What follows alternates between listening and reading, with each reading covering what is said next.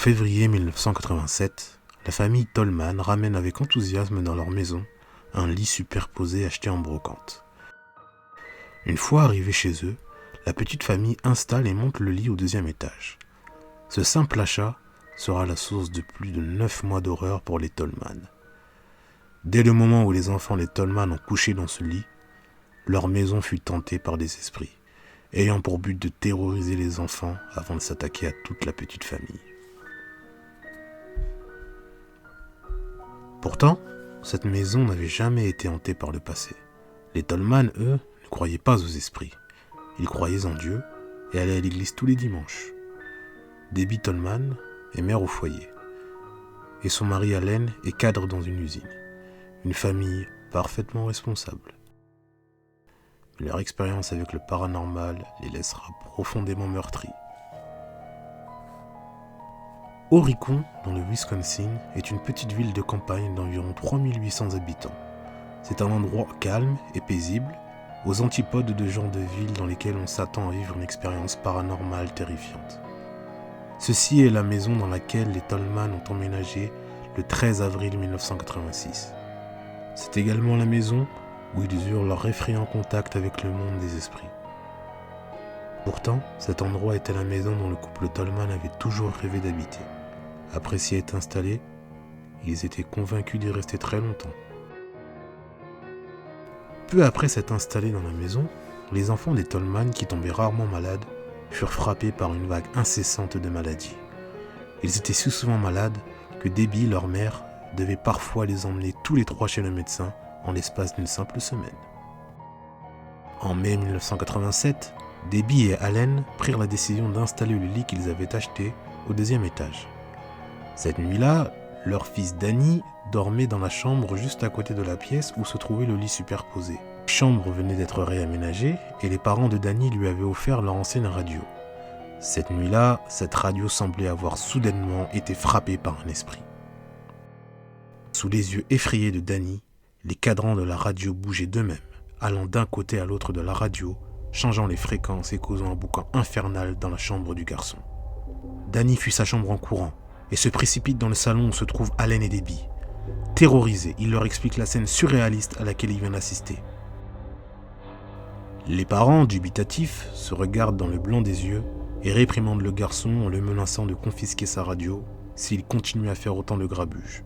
Pour eux, c'était clair, les esprits n'existaient pas. Quelques semaines après, alors qu'Allen Tolman était occupé à repeindre les murs du cellier, il fut lui-même confronté à une expérience qu'il ne pouvait expliquer. Alors qu'il continue à peindre, sa femme l'appelle pour venir déjeuner. Le mari pose donc sa brosse sur la table et s'en va rejoindre sa famille à table. Peu après le repas, alors qu'Allen descend les escaliers en direction du cellier, il découvre sa brosse dans le seau de peinture, les poils de la brosse en l'air. À ce moment-là, Allen sent qu'il y a quelque chose d'étrange, mais refuse toujours d'accepter que sa maison est hantée. Un soir, la fille des Tolman, âgée de 2 ans, dormait dans le lit superposé, et elle commençait à voir des choses étranges dans sa chambre. Selon la petite, elle a clairement vu une sorcière à demi cachée derrière la porte et a à d'autres reprises cru voir sa chambre prise sous le piège des flammes. Leur fille étant encore très jeune, les Tolman décidèrent de ne pas prévenir leur fils de ce qu'elle leur avait dit. Et pourtant, 1 mois plus tard, Danny dit à sa mère qu'il avait également vu une vieille femme se tenant debout devant la porte de sa chambre. Debbie en était maintenant convaincue, sa maison était hantée. En plein désarroi, les Tolman décidèrent de faire appel au pasteur de la ville, le pasteur Wayne Dobratz. Après avoir visité la maison des Tolman, son verdict était formel, ils étaient les victimes d'une entité maléfique. Dans les semaines qui ont suivi, les Tolman n'ont jamais eu un moment de répit. Les portes s'ouvraient et claquaient inlassablement. Des voix étranges les interpellaient. Leur vision persistait et les enfants étaient terrorisés. La semaine d'avant Noël, Danny venait une nouvelle fois d'avoir une vision terrifiante. C'en était trop pour Allen.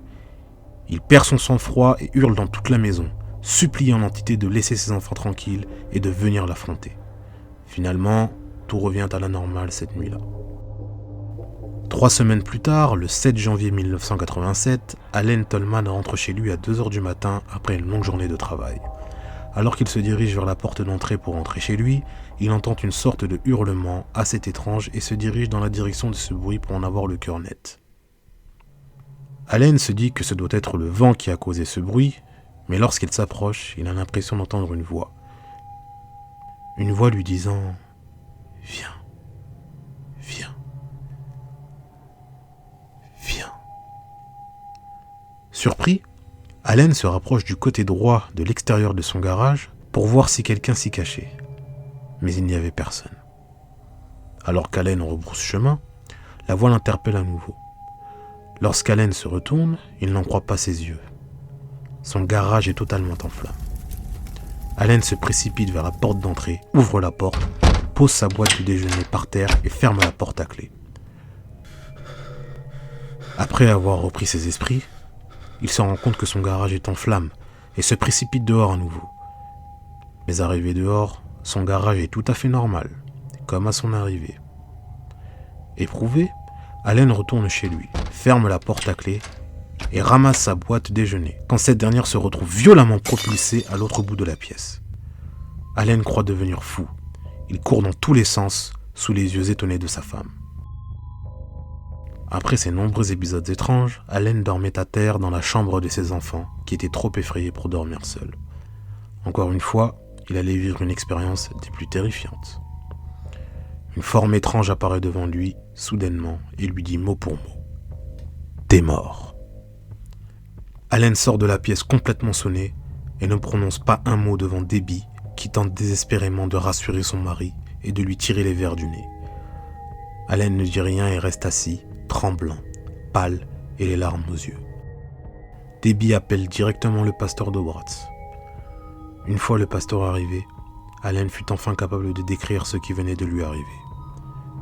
Pour Dobratz, rien ne semblait lui indiquer qu'Allen mentait et son expérience était similaire à d'autres cas que le pasteur avait connus dans le passé. Plusieurs jours après cela, Allen travaillait de nuit et avait demandé à un de ses proches de veiller sur ses enfants pour la nuit. Ce proche était catégorique. Pour lui, les esprits n'existent pas. Cette nuit, alors qu'il se trouvait dans la chambre des enfants, il a changé d'avis. Le même spectre qui avait hanté Allen se tenait devant lui. Il sort de la chambre totalement terrorisé par ce qu'il vient de voir et tombe sur Debbie, elle alertée par le bruit. Lorsqu'elle voit l'état de l'homme, c'en est trop. Elle ordonne à tout le monde de prendre ses affaires et de quitter cette maison. Cette même maison qu'elle pensait être la maison de ses rêves.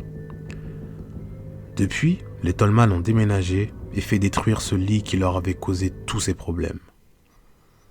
Après avoir quitté la maison, beaucoup ont demandé à Debbie si ses esprits allaient la poursuivre, ce à quoi elle a répondu « Je n'y ai pas cru la première fois, alors je ne sais pas du tout si cette histoire est terminée. » Depuis le départ des Tolman, ils n'ont pas eu d'autres expériences paranormales. Une autre famille a emménagé dans la maison des Tolman en avril 1988 et n'a eu aucun problème. Peut-être que dans le monde des esprits, tout comme dans notre monde, il est possible de se retrouver au mauvais endroit, au mauvais moment.